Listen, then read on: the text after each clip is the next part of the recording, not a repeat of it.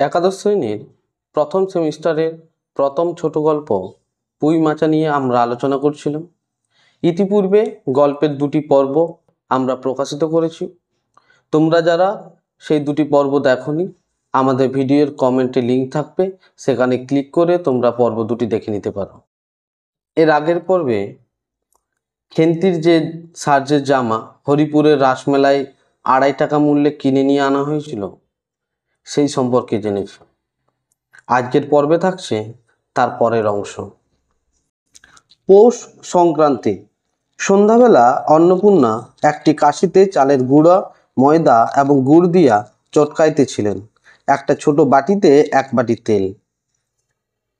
অর্থাৎ এরপরে আমাদের বাংলার একটি উৎসব, পৌষ সংক্রান্তিতে যে উৎসব হয় সেই উৎসব সম্পর্কে জানতে পারছি।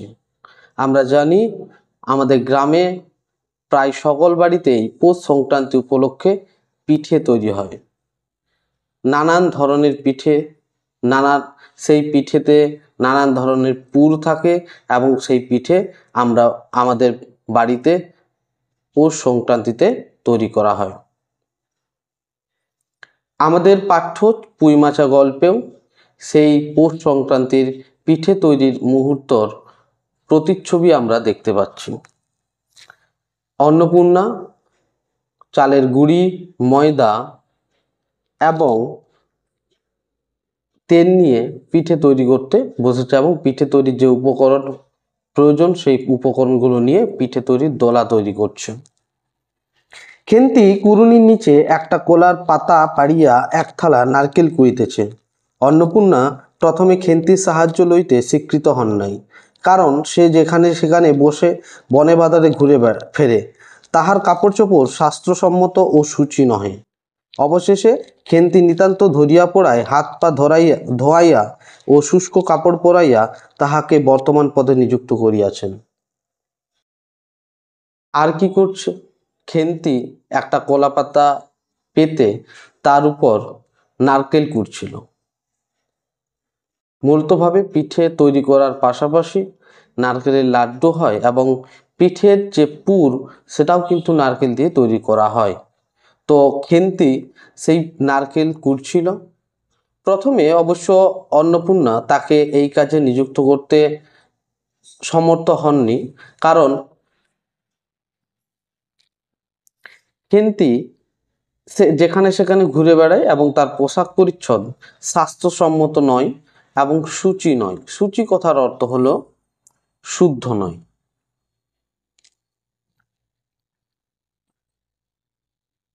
অবশেষে খেন্তি নিতান্ত ধরিয়া পড়ায় হাত পা ধোয়াইয়া ও শুষ্ক কাপড় পরাইয়া তাহাকে বর্তমান পদে নিযুক্ত করিয়াছে। তাহলে এখান থেকে প্রশ্ন হয় যে তাহাকে বর্তমান পদে নিযুক্ত করিয়াছেন অর্থাৎ কোন পদে নিযুক্ত করার কথা বলা হয়েছে? খেন্তিকে ওই যে কলা পাতা পেতে নারকেল করার যে কাজ, সেই কাজে নিযুক্ত করার কথা বলা হয়েছে। ময়দার গোলা মাখা শেষ হইলে অন্নপূর্ণা উনুনে খোলা চাপাইতে যাইতেছেন। ছোট মেয়ে রাধি হঠাৎ ডান হাতখানা পাতিয়া বলিল, মা ওই একটু। অন্নপূর্ণা বড় গামলাটা হইতে একটুখানি গোলা তুলিয়া লইয়া হাতের আঙুল 5টি দ্বারা একটি বিশেষ মুদ্রা রচনা করিয়া সেটুকু রাধির প্রসারিত হাতের উপর দিলেন। মেজ মেয়ে পুটি অমনি ডান হাতখানা কাপড়ে তাড়াতাড়ি মুছিয়া লইয়া মার সামনে পাতিয়া বলিল, মা আমায় একটু। বাড়িতে যখন নতুন কিছু ব্যঞ্জন প্রস্তুত করা হয়, বাড়ির যে ছোট ছোট মেয়েরা থাকে, ছোট ছোট বাচ্চারা থাকে, তারা কিন্তু ওই একটু প্রথমেই নিতে চায়। এটাই তাদের কাছে পরম প্রাপ্তি বলে মনে হয়। খেন্তি এবং পুটি বয়সে খুবই ছোট, তাদেরও ইচ্ছে যাচ্ছে মা প্রথমে যে গোলা তৈরি করেছে তার একটু ভাগ নিতে। তাই মায়ের কাছে প্রথমে রাধি, তারপর পুটি কিছুটা গোলা চেয়ে নেয়। তার মা অন্নপূর্ণা রাধিকে বিশেষ মুদ্রা তৈরি করে, মুদ্রা অর্থাৎ বিশেষ আকৃতির পিঠে প্রস্তুত করে তাকে দেয়। খেন্তি সূচি বস্ত্রে নারিকেল কুড়িতে কুড়িতে লুব্ধ নেত্রে মধ্যে মধ্যে এদিকে চাহিতেছিল। এ সময় খাইতে যাওয়া মা পাছে বকে, সেই ভয়ে চুপ করিয়া রইল। লুব্ধ নেত্রে, লুব্ধ নেত্রে কথার অর্থ হচ্ছে লোলুপ দৃষ্টিতে। রাধি এবং পুঁটি তো চাইল এবং তারা পেয়েও গেল, কিন্তু খেন্তিও বাদ যায় কেন? সেও লুব্ধ নেত্রে সেই পিঠে তৈরির যে গলা প্রস্তুত করেছিল সেই গলার দিকে চেয়ে রয়েছিল। তারও ইচ্ছে হচ্ছিল কিছুটা পাওয়ার, তাই সে লুব্ধ নেত্রে সেই গলার দিকে চেয়েছিলেন, কিন্তু সে তার ইচ্ছাকে বহিঃপ্রকাশ করেনি। কেন? কারণ তার ভয় বা সন্দেহ যে সে একটা কাজে নিযুক্ত রয়েছে, নারকেল কুড়ছিল, সেই সময় যদি সে খেতে চায় তাহলে হয়তো তার মা তাকে বোকা দেবে। অন্নপূর্ণা বলিলেন, দেখি নিয়ে আয় খেন্তি ওই নারকেলের মালাটা, ওতে তোর জন্য একটু রাখি। খেন্তি ক্ষিপ্ত হস্তে নারিকেলের উপরের মালাখানা যাহাতে ফুটা নাই সেখানে সরাইয়া দিল। অন্নপূর্ণা তাহাতে একটু বেশি করিয়া গলা ঢালিয়া দিলেন।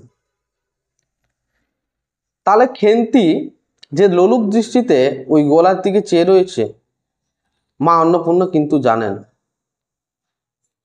তাই তিনি পরবর্তী ক্ষেত্রে অন্নপূর্ণাকে একটি নারকেলের মালা সামনের দিকে নিয়ে আসতে বলেছে এবং সেখানে তার জন্য কিছুটা গোলা রেখে দেওয়ার কথা বলেছে। এখানে দেখো, ক্ষিপ্ত হস্তে অর্থাৎ খুব দ্রুততার সঙ্গে। আর নারকেলের মালা, নারকেলের মালা মানে হলো নারকেল করার পর যে নারকেলের খোলাটা থাকে সেটাকে নারকেলের মালা বলা হয়েছে। মেজ মেয়ে পুটি বলিল, জেঠাইমারা অনেকখানি দুধ নিয়েছে, রাঙা দিদি ক্ষীর তৈরি করছিল, ওদের অনেক রকম হবে। খেন্তি মুখ তুলিয়া বলিল, এবেলা আবার হবে নাকি? ওরা তো ওবেলা ব্রাহ্মণ নিমন্ত্রণ করেছিল, সুরেশ কাকাকে আর ও পাড়ার তিনুর বাবাকে। ওবেলা তো পায়েস, ঝোলপুলি, মুগ টক্কি এইসব হয়েছে। অর্থাৎ গ্রাম বাংলায় পৌষ সংক্রান্তি উপলক্ষে শুধুমাত্র পিঠে হয় এমন নয়, পায়েস হয়, ঝোলপুলি হয়, মুগ টক্কি হয়, এরকম নানান ব্যঞ্জন প্রস্তুত হয়। অর্থাৎ এই অংশ গ্রাম বাংলার পৌষ সংক্রান্তের একটি ক্ষুদ্র চিত্র পেয়ে থাকছি, ক্ষুদ্র চিত্রের ছবি ফুটে উঠছে। পুটি জিজ্ঞাসা করিল, হ্যাঁ মা, ক্ষীর নইলে নাকি পাটিসাপটা হয় না? খেদি বলছিল, ক্ষীরের পুর না হলে কি আর পাটিসাপটা হয়? আমি বললাম, কেন, আমার মা তো শুধু নারকেলের ছাই দিয়েই করে, সে তো কেমন ভালো লাগে। নারকেলের ছাই, ছাই শব্দের অর্থ পিঠা প্রস্তুত করার জন্য নারকেলের পুর বিশেষ। দেখো বানানটা ছয় চন্দ্রবিন্দু আকার হস্যই রয়েছে, ছয় আকার হস্যই কিন্তু নয়। সুতরাং এই ছাই শব্দের অর্থটা ভালো করে মনে রাখবে। ছাই কথার অর্থ হলো না পিঠা প্রস্তুত করার জন্য যে নারকেলের পুর হয় তাকে ছাই বলা হয়। অন্নপূর্ণা বেগুনের বোঁটায় একটুখানি তেল লইয়া খোলায় মাখাইতে মাখাইতে প্রশ্নের সদুত্তর খুঁজিতে লাগিলেন। খেন্তি বলিল, খেদির ওইসব কথা, খেদির মা তো ভারী পিঠে করে কিনা, ক্ষীরের পুর দিয়ে ঘিয়ে ভাজলেই কি আর পিঠে হলো? সেদিন জামাই এলে ওদের বাড়ি দেখতে গেলুম কিনা, তাই খুড়িমা দুখানা পাটিসাপটা খেতে দিল। ও মা, কেমন একটা ধরা ধরা গন্ধ। আর পিঠেতে কখনো কোনো গন্ধ পাওয়া যায়? পাটিসাপটা ক্ষীর দিলে ছাই খেতে হয়। এখানে দেখো ছাই শব্দটা আছে। ছাই কথার অর্থ হলো ভস্য। তার অর্থ হলো পাটিসাপটা ক্ষীর দিলে খুব একটা খেতে ভালো হয় না। ব্যাপারভাবে উপরোক্ত উক্তি শেষ করিয়া খেন্তির মার চোখের দিকে চাহিয়া জিজ্ঞেস করিল, মা, নারকেলের কোড়া একটু নেব? এরপর খেন্তি তার মায়ের কাছ থেকে, যখন নারকেল কোড়া শেষ হয়েছে, তারপর তার মায়ের কাছ থেকে নারকেল কোড়া একটু চেয়ে নিয়েছে। অন্নপূর্ণা বলিলেন, নে, কিন্তু এখানে বসে খাস নো, মুখ থেকে পড়বে না কি হবে, যা ওই দিকে যা। তার মাও সম্মতি দেয় এবং তাকে এখান থেকে, অর্থাৎ যেখানে কুড়ছিল সেখান থেকে গিয়ে অন্য কোথাও খেতে বললো, কারণ খেতে খেতে হতে পারে যে মুখ থেকে কিছুটা অংশ নিচে পড়ে গেল, সেই জন্য। খেন্তি নারকেলের মালায় এক থাবা তুলিয়া লইয়া একটু দূরে গিয়া খাইতে লাগিল। মুখ যদি মনের দর্পণ স্বরূপ হয়, তবে খেন্তির মুখ দেখিয়া সন্দেহের কোনো কারণ থাকিতে পারিত না যে সে অত্যন্ত মানসিক তৃপ্তি অনুভব করিতেছে। তার লোলুপ নেত্রে পিঠের যে গলা সেইটা দেখছিল। পরবর্তী ক্ষেত্রে তার মা তাকে নারকেলের মালায় সেই পিঠের গলা কিছুটা রেখে দেন। পরবর্তীতে সে তার মায়ের কাছে নারকেল কোড়া একটু চেয়ে নেয় এবং তাতেও তার মা সম্মতি দেয় এবং তার এই মানসিক তৃপ্তির বহিঃপ্রকাশ ঘটেছে তার মুখ দর্পণে। ঘণ্টাখানেক পরে অন্নপূর্ণা বলিলেন, ওরে তোরা সব এক এক টুকরো পাতা পেতে বসতো দেখি, গরম গরম দি, খেন্তি জল দেওয়া ভাত আছে ও বেলার, বার করে নিয়ে আয়। ঘন্টাখানেক পরে তার মা তাদেরকে সবাইকে বসতে বলল পাতা নিয়ে এবং সেই সঙ্গে খেন্তিকে বলল ও বেলার অর্থাৎ দুপুরবেলার রান্ধা ভাত জল দিয়ে রেখেছে এবং সেই ভাত নিয়ে আসার জন্য। খেন্তির নিকট অন্নপূর্ণার এ প্রস্তাব যে মনঃপূত হইল না তাহা তার মুখ দেখিয়া বোঝা গেল। অর্থাৎ এই যে প্রস্তাবটা, এই কোন প্রস্তাবটা? ওই যে ওবেলার জল দেওয়া যে ভাত আছে সেটা নিয়ে আনার যে প্রস্তাব, অর্থাৎ খেন্তিকে সেই ভাত খেতে দেবে, সেই প্রস্তাবটা খেন্তির কাছে মনঃপূত হলো না। মনঃপূত মানে বা মননসই হলো না। পুটি বলিল, মা বড়দি পিঠেই খাক, ভালোবাসে, ভাত বরং থাকুক, আমরা কাল সকালে খাবো। তাহলে মনঃপূত কেন হলো না? কারণ খেন্তি পিঠে খেতে খুব ভালোবাসে, কিন্তু তার মা তাকে ভাত খাওয়ার জন্য বলে এবং সেই কথার জন্যই তার ওই যে প্রস্তাব সেটা মনঃপূত হয়নি। খান কয়েক খাইবার পরেই মেজো মেয়ে পুটি খাইতে চাহিল না। সে নাকি অধিক মিষ্টি খাইতে পারে না। সকলের খাওয়া শেষ হইয়া গেলেও খেন্তি তখনও খাইতেছে। সে মুখ বুজিয়া শান্তভাবে খায়, বড় একটা কথা কহে না। অন্নপূর্ণা দেখিলেন সে কম করিয়াও 18-19 খানা খাইয়াছে। তাহলে সে যে খুব পিঠে পছন্দ করে, তার প্রিয় খাবারগুলোর মধ্যে পিঠে যে একটা, সেটা এই অংশ থেকে আমরা জানতে পারছি। সে খুব সুন্দরভাবে কথা না বলে আপন মনে পিঠে খেয়েই যাচ্ছে এবং প্রায় 18-19 খানা পিঠে সে খেয়ে ফেলেছে। এরপরেও মা তাকে জিজ্ঞেস করিলেন, খেন্তি আর নিবি? খেন্তি খাইতে খাইতে শান্তভাবে সম্মতিসূচক ঘাড় নাড়িল। খেতে খেতে সে ঘাড় নেড়ে সম্মতি জানালো, অর্থাৎ সে আরো পিঠে খেতে চায়। অন্নপূর্ণা তাহাকে আরো কয়েক দিলেন। খেন্তির মুখ চোখ ঈষৎ উজ্জ্বল দেখাইল। হাসি ভরা চোখে মার দিকে চাহিয়া বলিল, বেশ খেতে হয়েছে মা, ওই যে তুমি কেমন ফেনিয়ে নাও। ওটাই কিন্তু সে পুনরায় খাইতে লাগিল, অর্থাৎ পিঠের একটু প্রশংসা করলো, সেই সাথে সাথে মায়ের পিঠে তৈরি করার যে পদ্ধতি, প্রথমে ফেনিয়ে নেওয়া বা ফেটিয়ে নেওয়া, তারও প্রশংসা করলো এবং তারপর আবার খেতে শুরু করলো। অন্নপূর্ণা হাতা খুন্তি চুলি তুলিতে তুলিতে সস্নেহে তার এই শান্ত নিরীহ একটু অধিক মাত্রায় ভোজনপটু মেয়েটির দিকে চাহিয়া রইলেন। মনে মনে ভাবিলেন, খেন্তি আমার যার ঘরে যাবে তাদের অনেক সুখ দেবে। এমন ভালো মানুষ কাজকর্মে বকো মারো গাল দাও টু শব্দটি মুখে নেই। উঁচু কথা কখনো কেউ শোনেননি। অর্থাৎ এখানেও পিঠে তৈরির নানান যে সরঞ্জামগুলো, চুলি, হাতা, খুন্তি, এইগুলো যখন তুলে রাখছে, তখন সে তার মেয়ের দিকে চেয়ে এবং ভাবছে তার মেয়ে কতই না ভালো।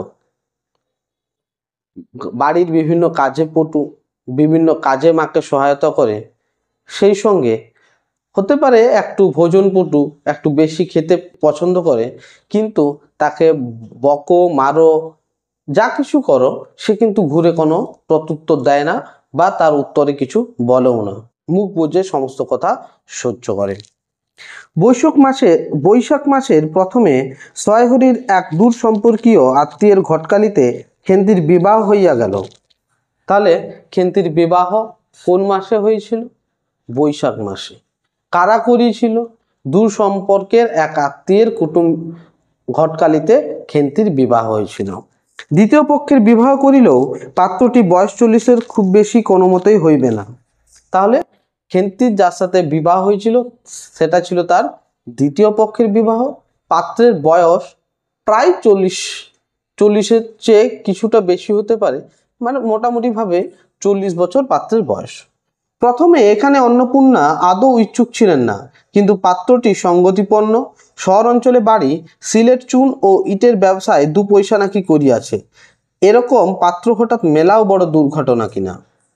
তাহলে প্রথমে যেহেতু বয়স বেশি, অন্নপূর্ণার কিন্তু ইচ্ছে থাকেনি এই বাড়িতে বিবাহ দেওয়ার, কিন্তু পাত্রটি সঙ্গতিপূর্ণ অর্থাৎ ধনী বিত্তশালী, সেই সঙ্গে তাদের সিলেট চুন এবং ইটের ব্যবসা রয়েছে এবং সেখান থেকেও বেশ কয়েকটা টাকা রোজগার করেছে। এই প্রসঙ্গেই একটা লাইন রয়েছে, এরকম পাত্র হঠাৎ মেলাও বড় দুর্ঘটনার কিনা। অর্থাৎ কি ধরনের পাত্র? এই ধরনের বিত্তশালী, যার কিনা শহরাঞ্চলে বাড়ি, সিলেট চুন ও ইটের ব্যবসা রয়েছে, এইরকম একজন বিত্তশালী ধনী পরিবারের পাত্র খোঁজ পাওয়া খুবই দুষ্কর ছিল। সেই প্রসঙ্গেই এই লাইনটা বলা হয়েছে। জামাইয়ের বয়স একটু বেশি। প্রথমে অন্নপূর্ণা জামাইয়ের সম্মুখে বাহির হইতে একটু সংকোচ বোধ করিতেছিলেন।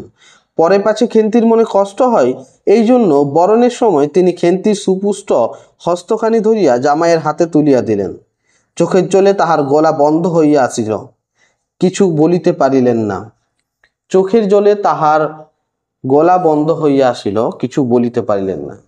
আমরা জানি মেয়ের যখন বিয়ে দেয় সবচেয়ে বেশি কষ্ট পায় মা। ছোটবেলা থেকে একটা শিশু একটা মেয়েকে বিবাহ পর্যন্ত বড় করে তার লালন পালন করে, তাকে বাড়ির বিভিন্ন কাজকর্মে শেখায়। তাই একজন মেয়ে মায়ের কাছে খুবই প্রিয় হয়। সেই মেয়ের বিবাহ হয়ে যখন সে শ্বশুর বাড়ি যাচ্ছে, স্বাভাবিকভাবেই মায়ের খুব কষ্ট হবে, মায়ের চোখ দিয়ে জল আসবে। বাড়ির বাহির হইয়া আমলকি তলায় বেহারারা সুবিধা করিয়া লইবার জন্য বরের পালকি একবার নামাইল। আমলকি তলায় কোথায় নামাইছিল? তাহলে আমলকি তলায়। কারা নামিয়েছিল? বেয়ারারা। বেয়ারারা কথার অর্থ হলো, বেয়ারা শব্দের বহুবচন হলো বেয়ারারা। বেয়ারা মানে হলো যারা পালকি বহন করে, তাদেরকে বলা হয় বেয়ারা। অন্নপূর্ণা চাহিয়া দেখিলেন বেড়ার ধারে নীল রঙের মেদি ফুলের গুচ্ছগুলি যেখানে নত হইয়া আছে। খেন্তির কম দামের বালুচরের রাঙা চেলির আঁচলখানা পালকির বাহির হইয়া সেখানে লুটাইতেছে, অর্থাৎ পড়িছে।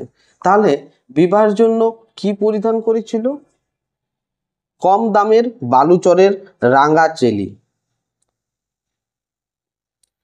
তার এই অত্যন্ত অগোছালো, নিতান্ত নিরীহ, একটু অধিক মাত্রায় ভোজনপটু মেয়েটিকে পরের ঘরে অপরিচিত মহলে পাঠাইতে তার বুক উদ্বেল হইয়া উঠিতেছিল। খেন্তিকে কি অপরে ঠিক বুঝিবে? তার মনে একটা প্রশ্ন বারবারই আসছিল।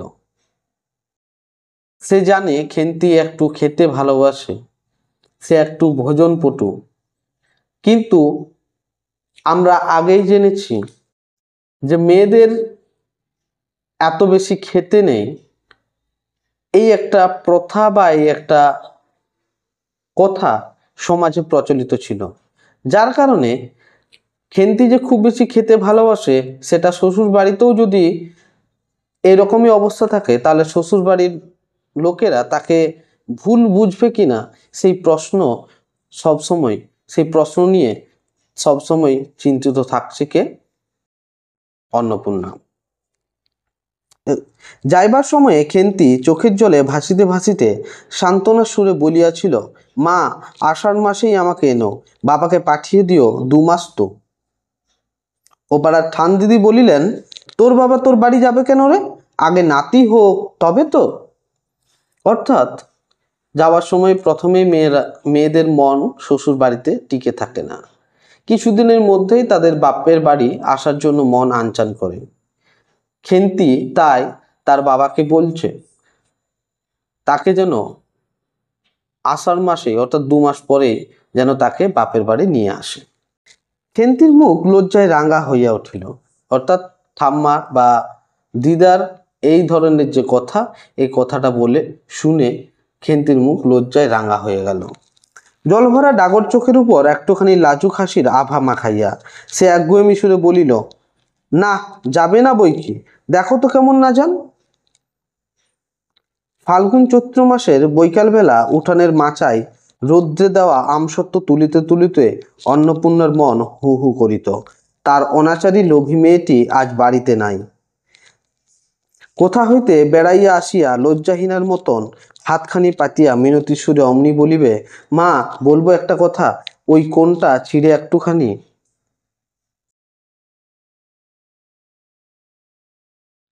বিয়ে হয়েছে বৈশাখ মাসে, পেরিয়ে গেছে অনেকটা সময়, ফিরে এসেছে সেই ফাল্গুন চৈত্র মাস, বাড়িতে খেন্তি নেই। মা তো মাই হয়, মেয়ের জন্য মায়ের মন কাঁদছে। বারবার তার মেয়ের কথা মনে পড়ছে তার। 1 বছরের উপর হইয়া গিয়াছে, পুনরায় আষাঢ় মাস, বর্ষা বেশ নামিয়াছে। ঘরের দাওয়ায় বসিয়া সোয়াইহরি প্রতিবেশী বিষ্ণু সরকারের সহিত কথা বলিতেছিলেন। তাহলে কার সাথে কথা বলছিল? সোয়াইহরি বিষ্ণু সরকারের সাথে কথা বলছিল। কখন কথা বলছিল? আষাঢ় মাসের বর্ষার সময়। সোয়াইহরি তামাক সাজিতে সাজিতে বলিলেন, ও তুমি ধরে রাখো, ওরকম হবেই দাদা। আমাদের অবস্থার লোকের ওর চেয়ে ভালো কি আর জুটবে? নিশ্চয়ই কোনো কিছু নিয়ে কথা হচ্ছিল, সেই প্রসঙ্গে এই কথাটি এসেছিল। বিষ্ণু সরকার তালপাতার চাটাইয়ের উপর উবু হইয়া বসিয়াছিলেন। দূর হইতে দেখিলে মনে হইবার কথা তিনি রুটি করিবার জন্য ময়দা চটকাইতেছেন। অর্থাৎ বিষ্ণু শর্মা চাটাইতে যে বসেছিলেন এবং বসে থাকার যে ভঙ্গিমা, সেই ভঙ্গিমা কেমন ছিল? ময়দা চটকাবার জন্য যেরকমভাবে বসে থাকে সেরকমভাবে বসেছিল। গলা পরিষ্কার করিয়া বলিলেন, না সব তো আর, তাছাড়া আমি যা দেব নগদেই দেব। তোমার মেয়েটির হয়েছিল কি? অর্থাৎ মেয়ের প্রসঙ্গে এবার এলো। নিশ্চয়ই তার মেয়ের খেন্তির প্রসঙ্গে কিছু কথাবার্তা বলছিল এবং তারপর তার মেয়ের কি হয়েছিল সে সম্পর্কে জানার কথা।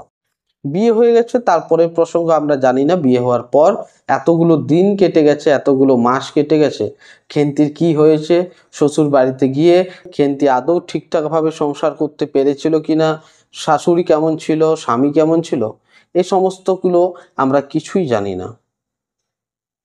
বিয়ে হয়ে গেলে মেয়েদের জীবন পরিপূর্ণতা পায় এমনটা কিন্তু নয়। এর পরের অংশ পাঠের মধ্য দিয়ে খেন্তির জীবনের যে চরম পরিণতি, সমাজে পণ প্রথার যে সবচেয়ে খারাপ দিক, সেইগুলোই আমরা দেখতে পাবো।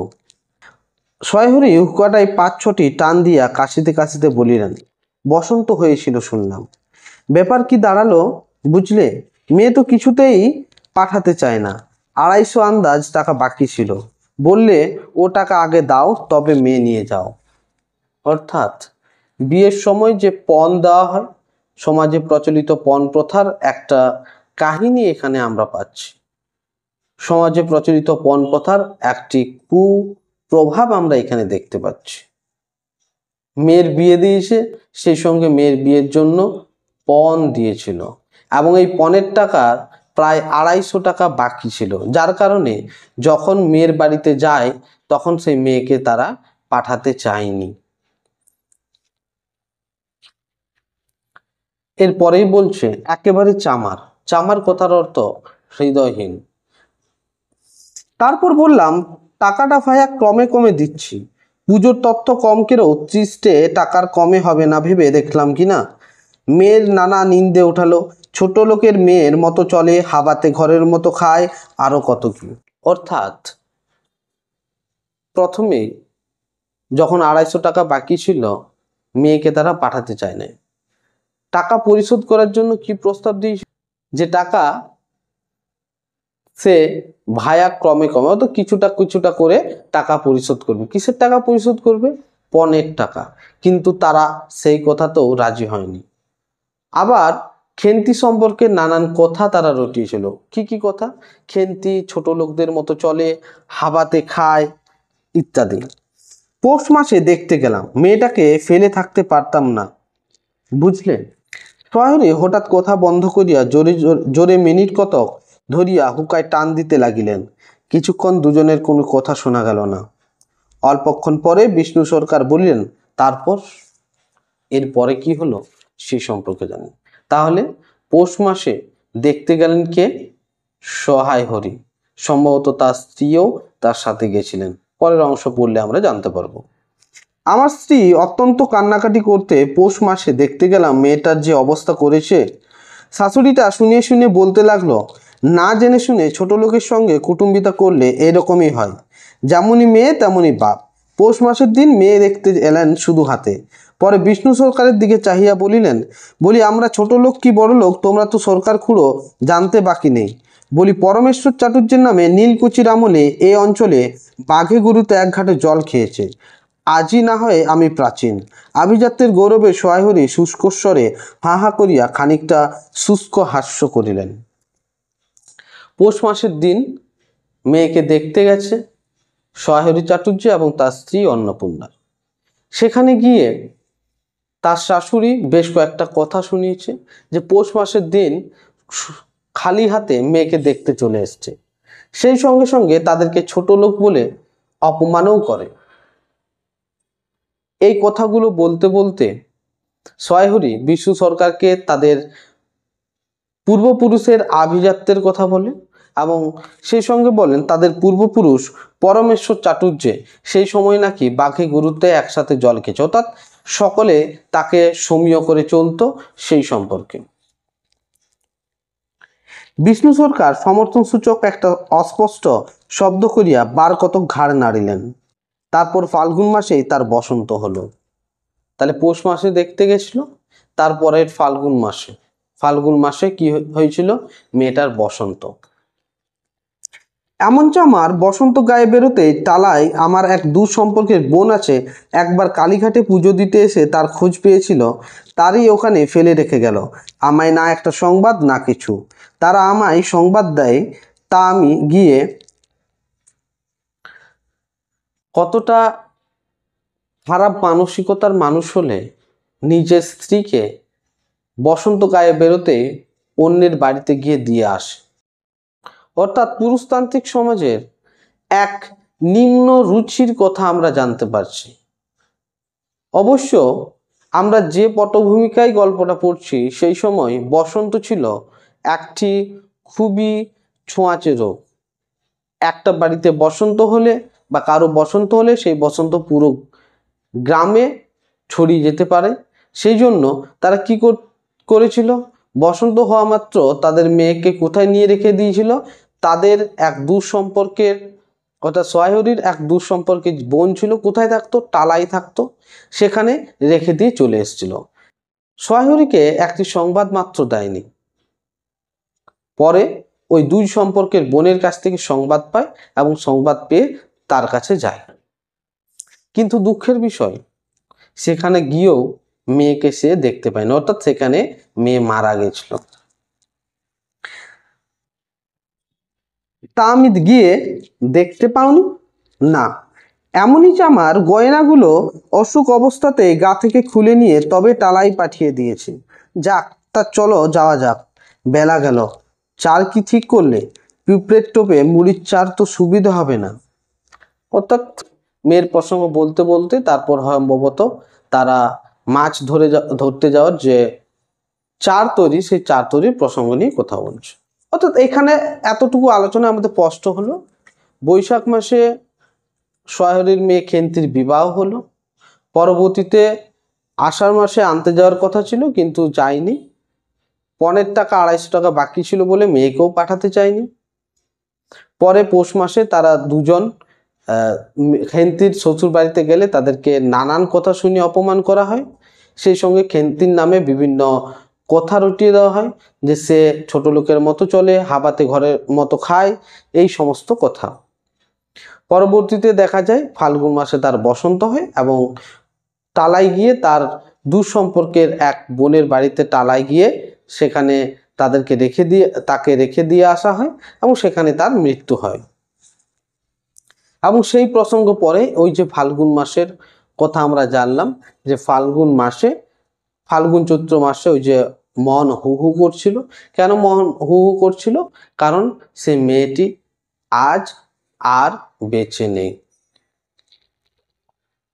তারপর কয়েক মাস কাটিয়া গিয়াছে, আজ আবার পৌষ পার্বণের দিন। তাহলে আবার বছর পেরিয়েছে, আবার এসেছে সেই পৌষ পার্বণ, সেই পৌষ সংক্রান্তি। এবার পৌষ মাসের শেষাশেষি এত শীত পড়িয়াছে যে এরূপ শীত তাহারা কখনো জ্ঞানে দেখেন নাই। সন্ধ্যার সময় রান্নাঘরের মধ্যে বসিয়া অন্নপূর্ণা সরু চাকলির পিঠের জন্য চালের গুঁড়ার গোলা তৈয়ারি করিতেছেন। পুটি ও রাধি উনুনের পাশে বসিয়া আগুন পোহাইতেছেন। পুটি রাধি পাশে বসে আগুন পোহাচ্ছিল এবং আবার সরু চাকলি পিঠের জন্য গোলা প্রস্তুত করছিল। রাধি বলিতেছে, আর একটু জল দিতে হবে মা, অত ঘন করে ফেললে কেন? পুটি বলিল, আচ্ছা মা, ওতে একটু নুন দিলে হয় না?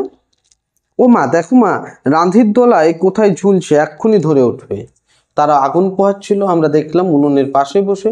দোলাই শব্দের অর্থ তোমরা জানো, চাদর জাতীয় বস্ত্র বিশেষ শীতের সময় তারা পরিধান করে রয়েছে। যেহেতু আগুন পোহাচ্ছিল উনুনের পাশে এবং ঠিকমতো ভাবে ওই চাদরখানা গায়ে না থাকায় উনুনের পাশে পড়েছিল, যার কারণে পরবর্তী ক্ষেত্রে আগুন ধরে যেতে পারে, সেই কথাই এখানে বলা হয়েছে।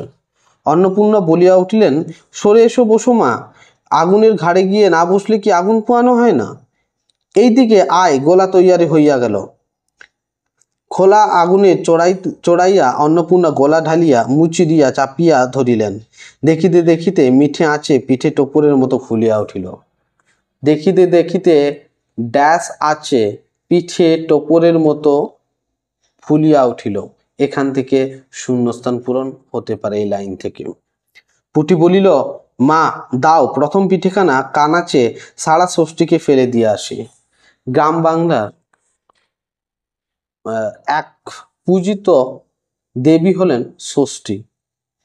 সেই ষষ্ঠী দেবীকে দিয়ে আসার কথা বলা হয়েছে, অর্থাৎ তাকে প্রথম পিঠে অর্পণ করে দেওয়ার কথা বলা হয়েছে। আনাচ্ছে, কানাচ্ছে শব্দের অর্থ হলো পিছনের দিকে। অন্নপূর্ণা বলিলেন, এক কাজ আসনে, রাধিকে নিয়ে যা। খুব জ্যোৎস্না উঠিয়াছিল। বাড়ির পিছনে সারা গাছের ঝোপের মাথায় তেলা কুচালো তার থলো থলো সাদা ফুলের মধ্যে জ্যোৎস্না আটকিয়া রহিয়াছে। অর্থাৎ জ্যোৎস্না রাত্রির একটা বিবরণ এই লাইনের মধ্য দিয়ে পাচ্ছ। পুটি ও রাধি খিড়কির দৌড় খুলিতেই একটা শিয়াল শুকনো পাতায় খসখস করিতে করিতে ঘন ঝোপের মধ্যে ছুটিয়া পালাইল।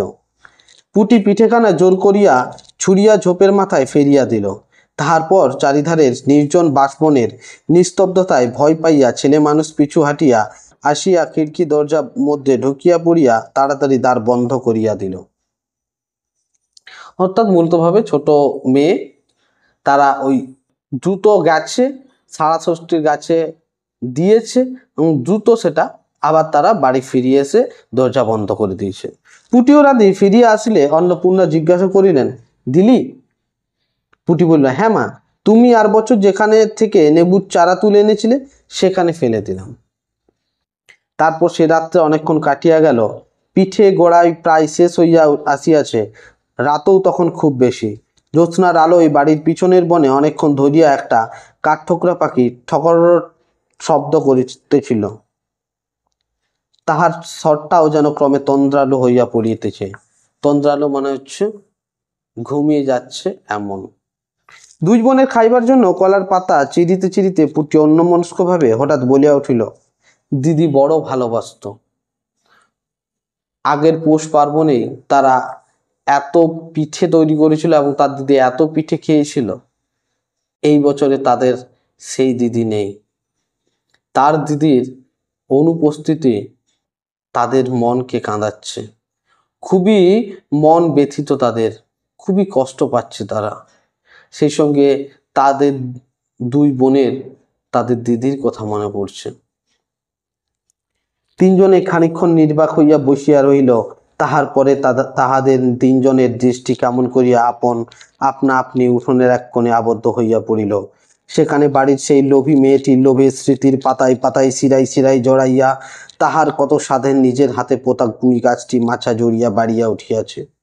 বর্ষার জল ও কার্তিক মাসের শিশির লইয়া কচি কচি সবুজ ডগাগুলি মাচাতে সব ধরে নাই, মাচা হইতে বাহির হইয়া দুলিতেছে সুপুষ্ট নধর প্রবর্ধমান জীবনের লাবণ্যে ভরপুর। অর্থাৎ আজ দিদি নেই ঠিকই, আজ খেন্তি নেই ঠিকই, কিন্তু তার অস্তিত্ব, তার পুঁতে যাওয়া সেই ছোট্ট পুঁই চারাটি আজ বড় হয়েছে। মনে পড়ছে খেন্তি থাকলে হয়তো খুবই খুশি হতো, তার পোতা সেই পুঁই চারাটি আজ নধর, সুপুষ্ট এবং প্রবর্ধমান হয়েছে, বেড়ে উঠেছে। শীতের বর্ষার জল, কার্তিক মাসের শীত সমস্তটাকে সহ্য করে বড় হয়ে নিজেকে বিস্তার লাভ করেছে।